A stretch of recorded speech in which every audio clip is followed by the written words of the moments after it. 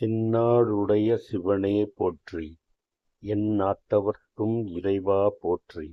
திருச்சிற்றம்பலம்.